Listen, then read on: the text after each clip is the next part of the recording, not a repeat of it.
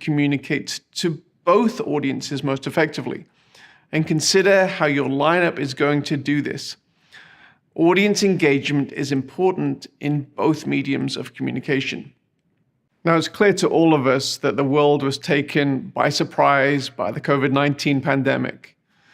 And the one question that we've received more than any others throughout this time is predicated on the longing to return to in-person events, but then people say how things will change in a post-COVID world with regard to online events.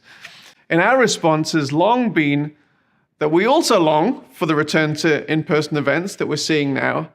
However, online events are not going away. Even before COVID, the online component of events was increasingly in demand, and the complexity was also increasing. So this is an area you shouldn't ignore for too much longer. So that's pretty much all there is for this section. So let's go through our checklist.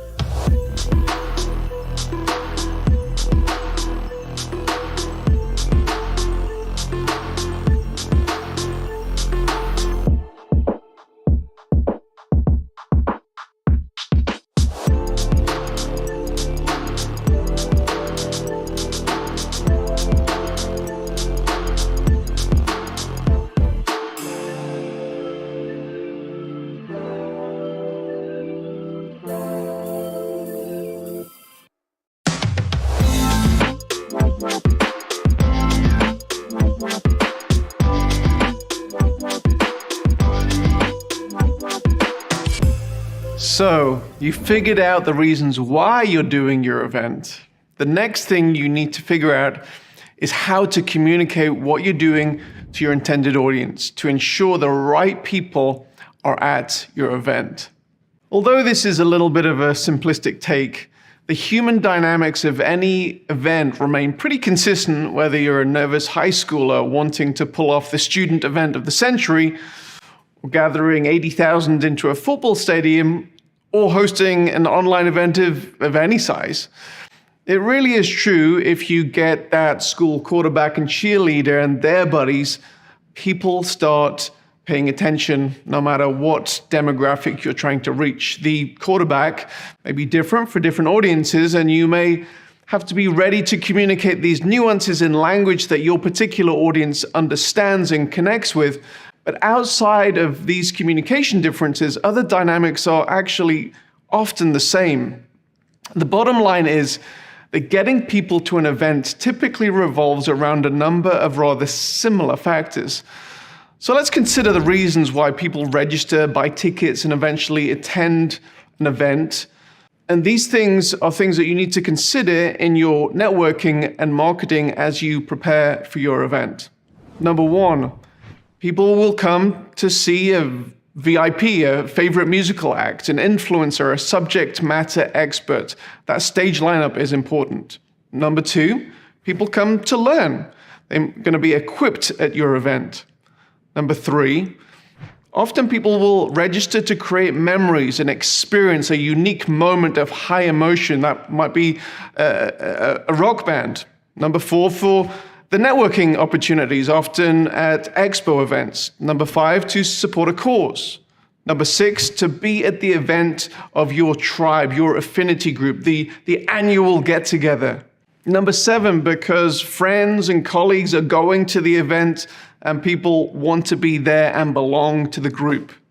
Number eight, people go to be inspired and get a kickstart, a kick up the backside in a particular area. And number nine, people go to be entertained. Often the reasons why people eventually attend are a combination of a number of these factors, and even more mundane reasons can just nudge a person over that finish line into actually buying a ticket. Now, we've talked about marketing, and it may start with emotion, narrative, and vision, and these are all great things, but the mechanics of getting the right amount of people to your event are just that. Mechanics. And after a number of events, you will typically be able to estimate the percentage of people who will show up when comparing that to the number of people who have registered. So if you have a free event, it might be, we typically get 50 to 60 people 60% of people who register who actually attend, or if you have a paid event, it might be 85 to 95% of people. Also, the same dynamics of giving attendees a nudge to register with tools like giving a price break for early bird purchases, maybe a coupon code or an opportunity to be part of an exclusive component of the event, like a VIP group. They're seemingly mundane, but they can be surprisingly effective. Therefore, it's important to employ a number of marketing strategies when inviting your potential audience. Communicating both the high-level narrative that we've talked about, as well as these more mundane tool nudges on timing, cost, and exclusivity, which can get people over the edge, and so you know the number of people who are going to attend your event. The next question is, who do you want attending your event? As we've previously mentioned, it's important to narrow in on the goals of the event that dictate who should attend. The value of success isn't always determined by the number of people registering. The question is, do you want the people who are attending to maybe complete a particular action after the event?